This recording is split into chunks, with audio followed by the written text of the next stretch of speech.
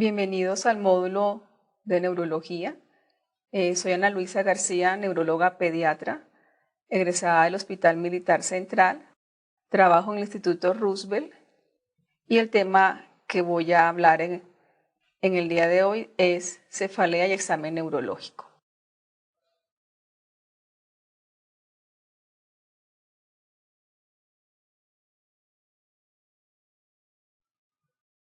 Inicialmente vamos a hablar acerca de la definición, entendiendo que cefalea se considera todo dolor que está sobre la línea órbito-meatal. Por debajo de la línea en mención, se considera que es un dolor craneofacial. Recordemos que la inervación está dada por el sistema trigeminal en la región anterior y por las raíces cervicales en la región posterior. Con respecto a la epidemiología de la cefalea en niños, encontramos que en el servicio de urgencias, 3 a 10% de las consultas de urgencias en niños corresponden a cefalea y hasta un 10% corresponden a reconsultas por la misma causa. En la presencia de cefalea de manera aguda ha llevado a que se presente la necesidad de hacer hasta un 35 a 40% de imágenes en el grupo de pacientes pediátricos, lo cual aumenta los costos en salud. El objetivo de esta charla es ofrecerles los elementos para determinar cuándo es necesario hacer realmente una neuroimagen. Con respecto a la epidemiología, en el servicio de consulta externa, encontramos que hasta el 30% de la consulta pediátrica en neurología corresponde a cefaleas. El deterioro académico que se presenta en el paciente con cefaleas es hasta del 10 a 15%. Hasta un 65% de la población puede presentar afectación en el sueño y puede presentarse inclusive aislamiento social. Para hacer la clasificación debemos tener en cuenta la clasificación en cefalea primaria y cefalea secundaria. Cefalea primaria corresponde al 90% de todas las causas de cefalea y se define como un síntoma que no se explica por una enfermedad de carácter sistémico y que ocurre dentro del cráneo per se y que se explicaría por la afectación de los circuitos a nivel cerebral. Dentro del patrón evolutivo de las cefaleas primarias, vamos a encontrar un grupo de pacientes que van a presentar una cefalea aguda que correspondería a una duración menor a 15 días. Los pacientes con cefalea aguda recurrente tienen una recurrencia periódica.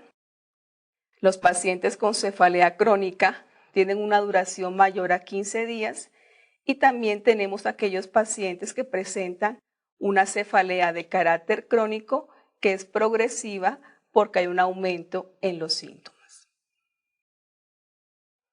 Teniendo en cuenta lo anterior, siempre que tenemos el paciente con cefalea es importante dejar establecidas las escalas de dolor para la identificación de la intensidad en el paciente.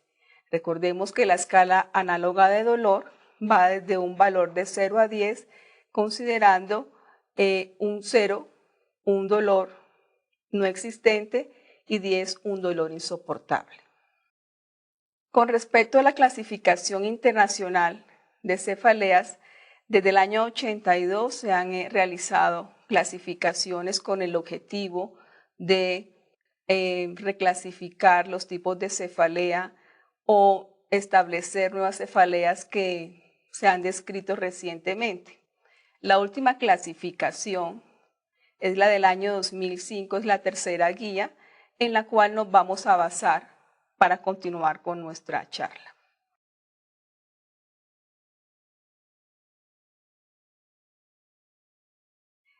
En la guía del año 2015 Básicamente se habla que la cefalea primaria corresponde a 4 tipos de cefalea, que son la migraña, la cefalea tensional, la cefalea trigeminoautonómica y otro grupo de cefaleas.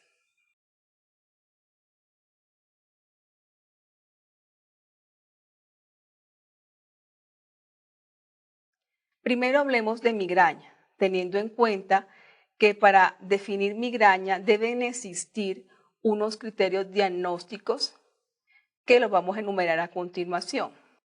Tienen que ser ataques de cefalea que duran entre 4 a 72 horas, que tienen por lo menos 2 de las siguientes características. Son unilaterales, son pulsátiles, tienen una intensidad moderada a severa, lo cual va a inhibir o impedir las actividades de la vida diaria. Pueden o no cursar con náuseas, con vómitos, con fotofobia y o fonofobia. Y durante el interrogatorio no vamos a encontrar síntomas que nos sugieran que hay una enfermedad de tipo orgánico y adicionalmente vamos a encontrar un examen físico normal. Con respecto a los criterios, para migraña con aura vamos a encontrar por lo menos 2 eventos que cumplen las siguientes características. La presencia de aura, que corresponde a unos síntomas que pueden ser de carácter visual, sensitivo o bien un trastorno del habla, pero con la condición que siempre deben ser reversibles. Y se pueden presentar 2 de los siguientes, por lo menos 2, síntomas visuales, sensitivos, unilaterales y adicionalmente el aumento o la presencia de un aura que va a ir subiendo gradualmente. Con respecto a la cefalea tensional, debemos tener presente que también existen unos criterios para hablar de cefalea tensional. La presencia de 10 episodios que van a tener un tiempo de presentación en menos de un mes y esos eventos pueden ser de 30 minutos hasta 7 días. La localización puede ser bilateral y no es pulsátil. Y la intensidad la vamos a encontrar de leve a moderada, estableciendo así la diferencia que la cefalea tensional, por presentarse en ocasiones de carácter leve, no impide la actividad diaria del paciente, pero sí genera otra serie de cambios en el paciente que pueden ser desde tipo psicológico hasta de tipo orgánico. Con relación a la epidemiología de la cefalea tensional, encontramos que la relación femenino-masculino es 2:1, inicia en pacientes mayores de 9 años y está relacionado con la evolución del pensamiento, ya que aproximadamente después de los 9-10 años, los pacientes o los niños van a presentar evolución de su pensamiento concreto a un pensamiento más racional, lo cual le genera en algunas ocasiones conflicto. Encontramos que los pacientes con cefalea tensional usualmente no tienen disfunción de tipo ejecutivo y reúnen algunas características sociales. Son muy hipercompetentes, son muy responsables, son excelentes académicamente y estas características lo llevan a que su cefalea sea de tipo diario, que puede ser leve a moderada y puede ser de larga duración. Hay otro tipo de cefaleas primarias de acuerdo a la clasificación establecida en el año 2015. Tenemos la cefalea desencadenada por la tos, una cefalea primaria por el esfuerzo físico, por el esfuerzo o presión externa, por la parte del estímulo de frío, que lleva a la presencia de cefalea que no va a desencadenar incapacidad.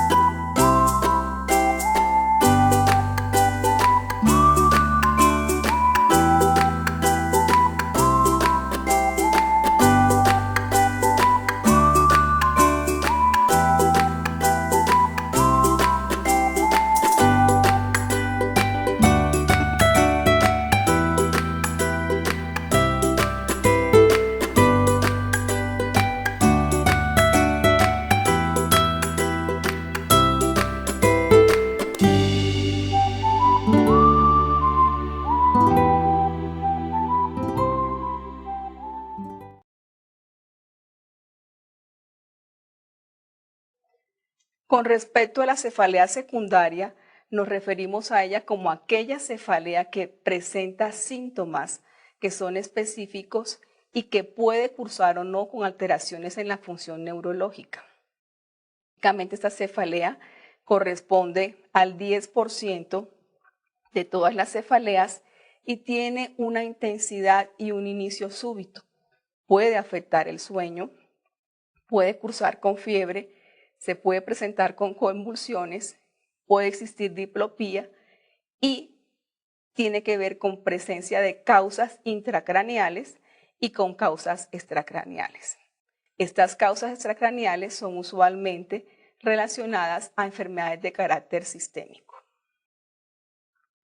En la última clasificación del año 2015, se considera que la cefalea secundaria puede estar atribuida a diferentes aspectos, desde el traumatismo craneal hasta los trastornos psiquiátricos. No sin antes olvidar que podemos tener eventos vasculares, eventos no vasculares intracraneales, puede ser también debida a la administración excesiva o a la supresión de sustancias o medicamentos, cefalea también debida a infecciones, a trastornos en la homeostasis y cefalea atribuida a dolores originados en el cráneo, en el cuello, en los ojos, en la nariz, en los senos paranasales o en las estructuras bucales.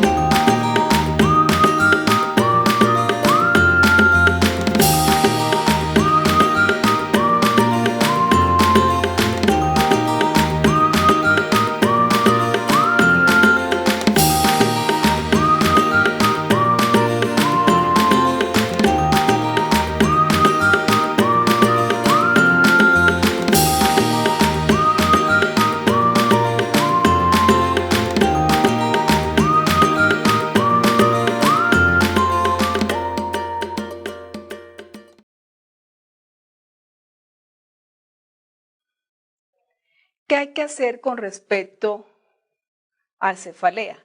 Lo primero es hacer un adecuado interrogatorio al paciente.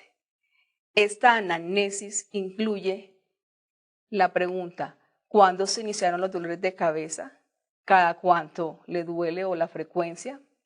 Las características del dolor se refiere a la intensidad y a la evolución del mismo. ¿Cuánto es la duración?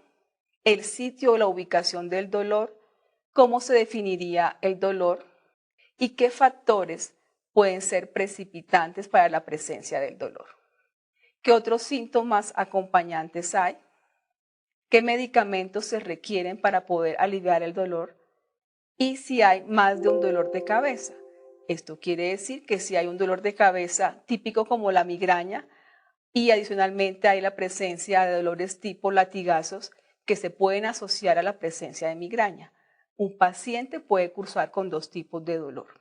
Con relación al examen físico en el paciente con cefalea, ya sea primaria o secundaria, debemos iniciar con los signos vitales. En los signos vitales es importante determinar si hay la presencia de hipertensión, bradicardia, los cuales nos podrían sugerir la presencia de hipertensión endocraniana. La presencia de fiebre nos asociaría la presencia de infecciones. El peso puede sugerirnos algún tipo de alteraciones de tipo metabólico y los trastornos respiratorios que podemos evidenciar por una respiración más rápida en el paciente nos podrían sugerir la presencia de alergias y la presencia de asma.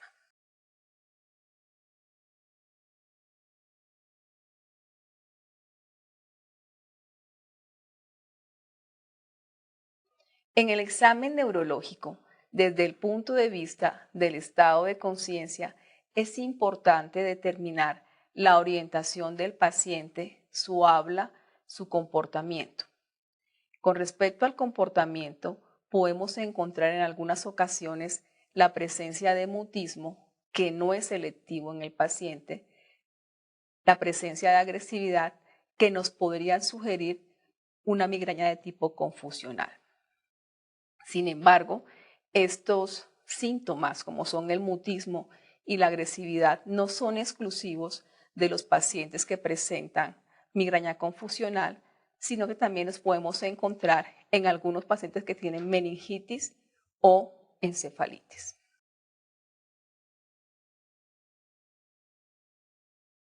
Con respecto a la evaluación de los pares craneales, es importante evaluar la agudeza visual, hacer una campimetría por confrontación y hacer un fondo de ojo.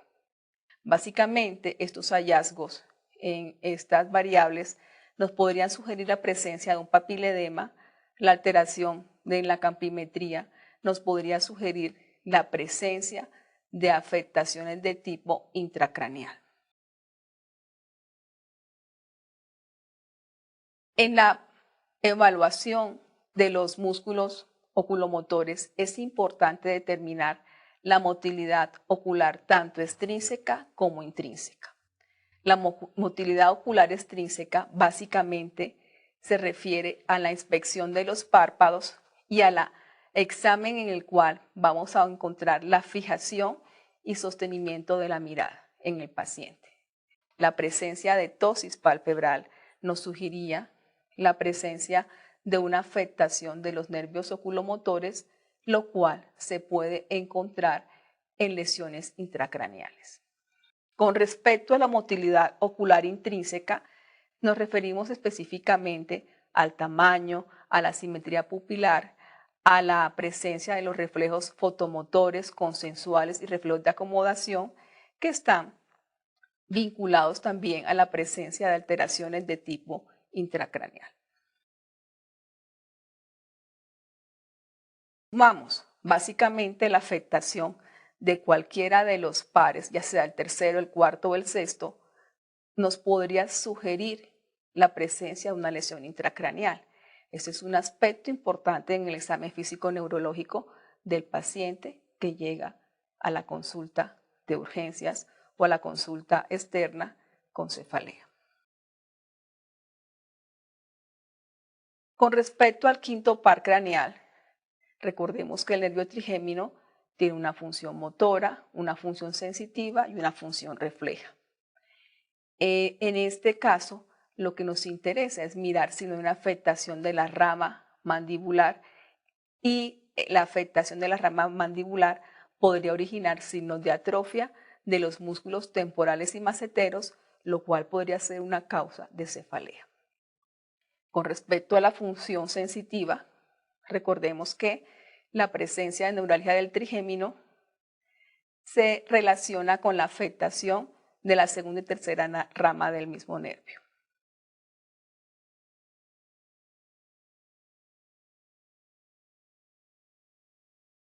Con respecto al séptimo par craneal o nervio facial, es importante evaluar la función motora mediante las expresiones faciales como fruncir el entrecejo, cerrar los ojos, enseñar los dientes, inflar las mejillas, que se puede hacer de manera metódica en el paciente pequeño.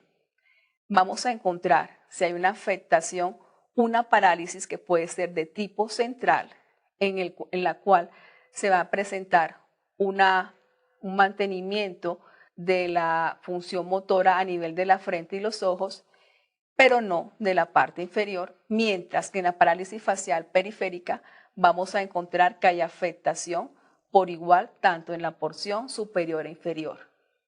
¿Y por qué es importante la presencia de parálisis facial?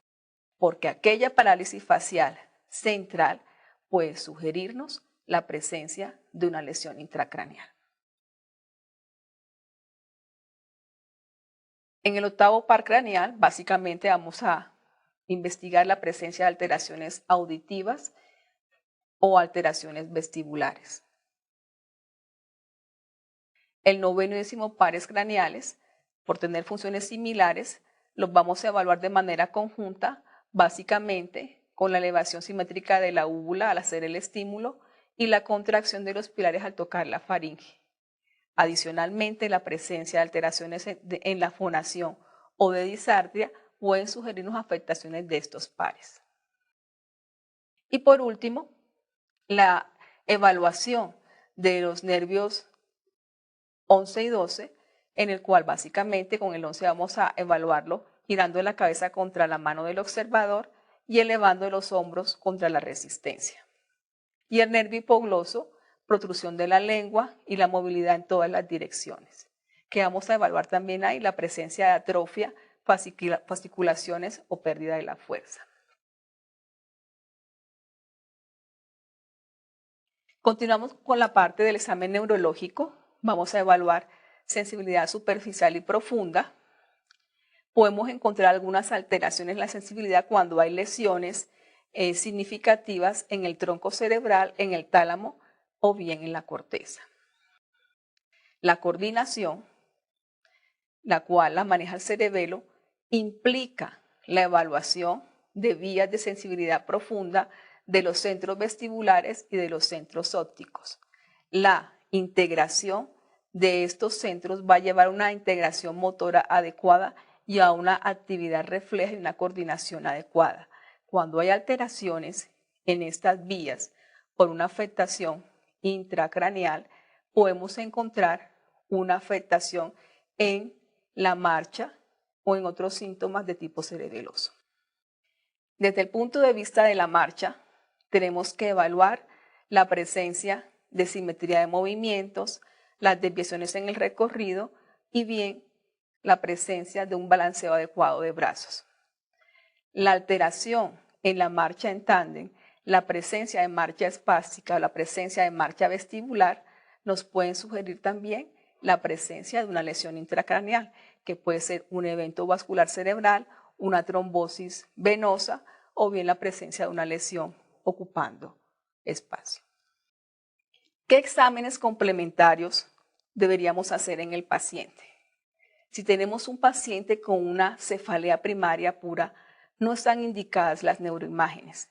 Un examen neurológico normal más una cefalea que no tiene signos de alarma nos da una certeza prácticamente de un 99% de que no vamos a encontrar ningún tipo de lesión intracraneal, que es lo que nos lleva en muchas ocasiones a realizar imágenes que no se justifican en el servicio de urgencias.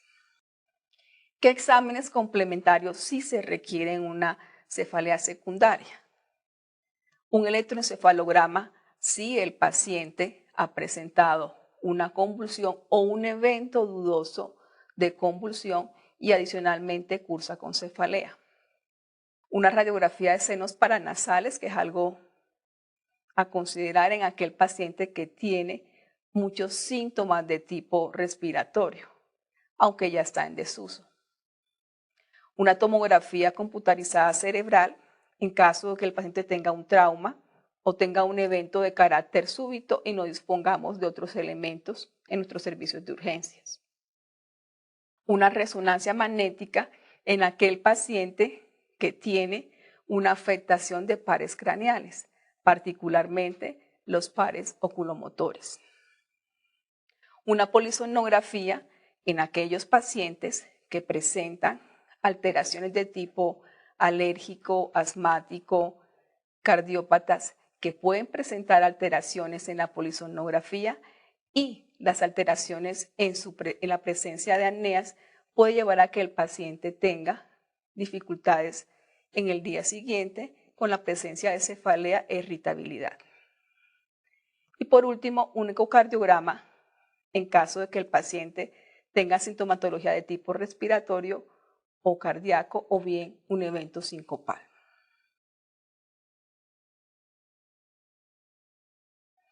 ¿Cómo se va a manejar el paciente con una cefalea primaria? El tratamiento, básicamente, vamos a enfocarlo en un tratamiento no farmacológico. En estos momentos, la tendencia es tener hábitos de vida saludable, hacer una actividad física regular, una dieta óptima y establecer un límite en el consumo de analgésicos, porque la presencia de abuso en el consumo de analgésicos lleva a cefalea de carácter permanente. Adicionalmente, debemos hacer una modificación comportamental y un manejo del estrés en aquel paciente, ya sea que tenga migraña o bien en el paciente que tenga una cefalea de tipo tensional. Tratamientos farmacológicos en cefaleas primarias, básicamente nos referiríamos a la migraña. El manejo agudo se hace en el servicio de urgencias con analgésicos, lo cual es controversial en estos momentos el uso de medicamentos que pueden afectar la función renal, pero de igual forma hay controversia con el uso de opioides por la presencia de dependencia. Es tema para discutir en otro taller. Y básicamente lo que nos debemos enfocar es en el uso de medicamentos de tipo profiláctico en el paciente que presenta migraña de tipo incapacitante o de tipo frecuente en el mes. ¿Qué medicamentos se recomendarían en estos pacientes? Básicamente los beta bloqueadores, el ácido valproico, la flunarizina y la amitriptilina. En las cefaleas secundarias, el tratamiento va dirigido a lo que encontremos en el examen físico y en el examen neurológico. Ya volvemos a repetir nuevamente la necesidad de hacer neuroimagen en aquel paciente que tiene una cefalea aguda, el que tiene el papiledema, el que tiene alteración en pares craneales, en la marcha, el que presenta signos meningios, el que presenta signos de hipertensión endocraniana o aquel que tiene una fiebre no explicada por una causa sistémica. Este paciente requiere una imagen y el manejo de la patología subyacente que origina la cefalea de carácter secundario.